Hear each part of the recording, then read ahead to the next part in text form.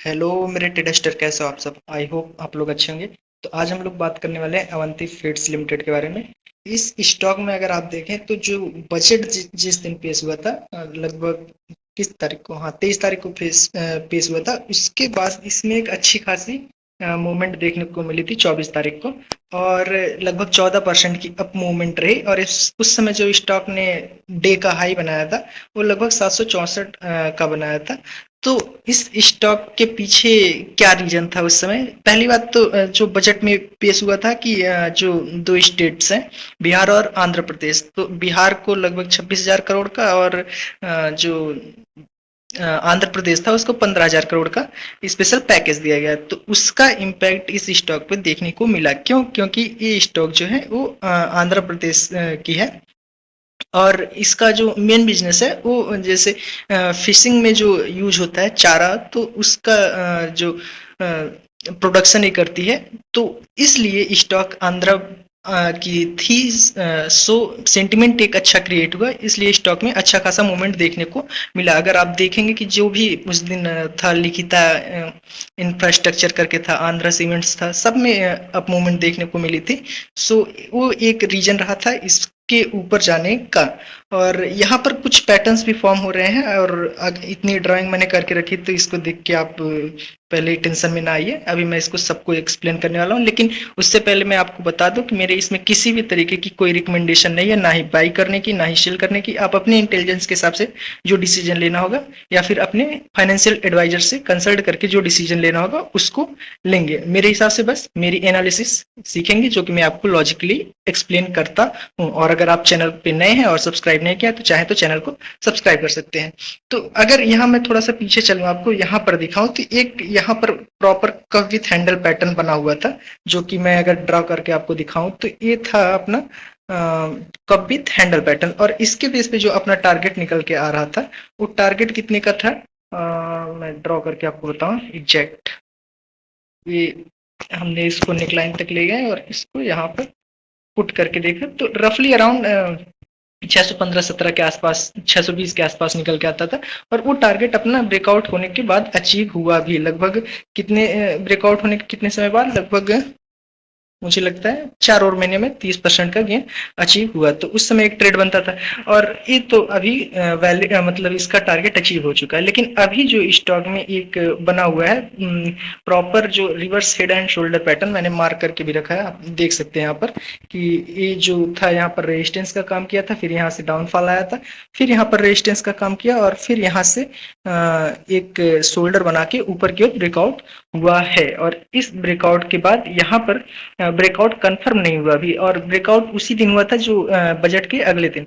और उसके बाद स्टॉक का जो हाई बना 764 के आसपास बना, और 764 या 65 के आसपास पहले से भी रेजिस्टेंस बना हुआ था। अगर आप पीछे जाकर चेक करेंगे यहाँ पर, तो यहाँ पर देखिए इस लेवल पे जो 2019 का लेवल है, वहां पर स्टॉक ने जो रेजिस्टेंस फेस किया था वही 764-65 के अराउंड फेस किया था।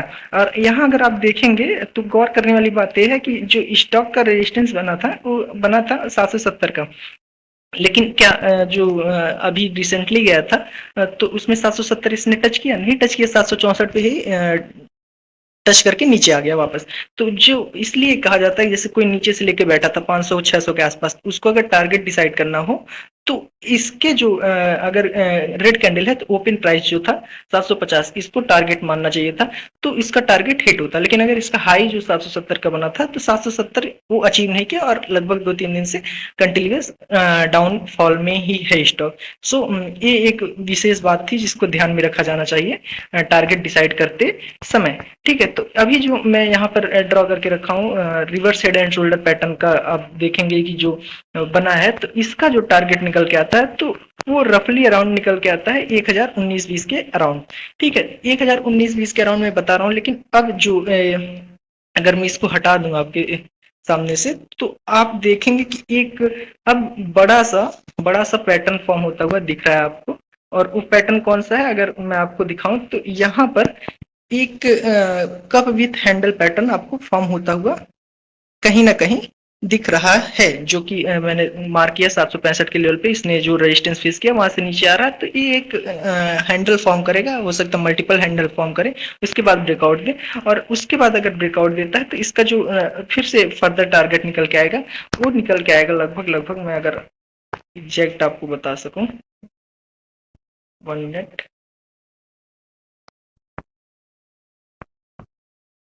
कहीं ना कहीं इसका टारगेट जो निकल के आएगा, क्या कर रहा हूँ मैं, 1 मिनट, वही, या ये लगभग 1272 का टारगेट निकल के आ रहा है, तो जो फर्स्ट टारगेट अपना निकल के आया है रिवर्स हेड एंड शोल्डर के बेस पे, वो लगभग 1020 का निकल के आता है, और उसके बाद जो सेकंड टारगेट निकल के आता है लगभग 1270 के आसपास का निकल के आता है। लेकिन उससे पहले जो आपको रेजिस्टेंस ध्यान में रखा जाना चाहिए, तो वो तो पहले आप 765 का लेवल एक बार कट होगा, उसके ऊपर ब्रेकआउट कंफर्म होगा, तो उसके बाद ही ट्रेड बनता है। और नीचे कहाँ तक आ सकता है स्टॉक अगर देखा जाए, तो नीचे यहाँ जो एक पहले से यही लेवल था 674-75 के आसपास का लेवल, तो 674-75-70 के आसपास का लेवल वहां तक स्टॉक टच कर सकता है, और स्टॉक का सपोर्ट वही रहेगा इंपॉर्टेंट। और अगर बहुत ज्यादा डाउन होता है तो लगभग लगभग ये जो लेवल है जहां इसकी शैडो बनी हुई थी पहले से मल्टीपल टाइम्स, एक रेंज था वो 640 के आसपास था, 640 के आसपास तक स्टॉक आ जाता है तो एक अच्छा प्राइस हो सकता है। और उसके ब्रेकआउट अगर देखा जाए तो 765 के ऊपर होता है, तो उसके बाद एंट्री का पॉइंट बनता है, हालांकि मेरी किसी भी तरीके की रिकमेंडेशन नहीं है। और अगर जैसे 765 के लेवल कट होकर ऊपर की ओर जाता है, तो जो पीछे का एक लेवल था वो 840 का लेवल था, उस पर भी रेजिस्टेंस फेस होगा, और जो स्टॉक का ऑल टाइम हाई बना है तो 980 का बना है, तो स्टॉक के ऑल टाइम हाई पर भी जो मतलब टारगेट रखा जाना चाहिए, और उसके बाद जो टेक्निकल टारगेट आता है 1020 का, उसको रखा जाना चाहिए, और उसके बाद का जो फर्दर टेक्निकल टारगेट निकल के आता है वो लगभग 1270 के आसपास का निकल के आता है, और उससे पहले जो रेजिस्टेंस है वो 840 का है। नीचे की ओर जो सपोर्ट है वो लगभग मतलब मैक्सिमम अगर जाता है तो 640 तक जाएगा, नहीं तो उससे पहले 670 के आसपास ही इसको सपोर्ट लेता हुआ आपको स्टॉक दिखेगा। ठीक है। और अगर करंट से देखा जाए, जैसे अभी तो 600 जितने भी कितने भी चल रहा था, जितने भी चल रहा था, तो ऑल टाइम हाई जो था उस तक भी अगर देखा जाए तो 40% का गेन नजर आता है, और 40% मीन्स 980 के लेवल पे अगर अचीव होता है करंट से, तो 41% का गेन नजर आता है, और 41% के लिए कम से कम आप एक साल तो दे ही सकते हैं, अगर 40% रिटर्न आपको जनरेट करना है। अब कितने समय में आएगा वो तो आप जाने, लेकिन मैं मतलब कोई नहीं जानता, तो अगर आप जानते तो अच्छी बात है, मुझे नहीं पता। तो लेकिन अगर एक टाइम फ्रेम की बात की जाए तो लगभग एक साल तो आप दे ही सकते हैं ये 40% के गेन के लिए। और स्टॉक अगर जैसे कि ये जो लेवल था 640 के आसपास, यहाँ पर अगर पहुंचता है और वहां पर ट्रेड लिया जाता है, तो वहां से अगर देखा जाए तो स्टॉक का जो ऑल टाइम है वहां तक लगभग 54% का गेन है, और उसके ऊपर जो अपना टेक्निकल टारगेट था 1020 के आसपास, रफली अगर 1000 भी माना जाए तो लगभग 60% का गेन आता है, और उसके ऊपर जो अपना टेक्निकल टारगेट था 1270 के आसपास का, तो 1270 के आसपास अगर जाता है स्टॉक तो कितने का आसपास का गेन निकल के आता है, 100% का गेन निकल के आता है। तो 100% गेन के लिए आप कितना समय देख सकते हैं, आप डिसाइड कर लीजिए।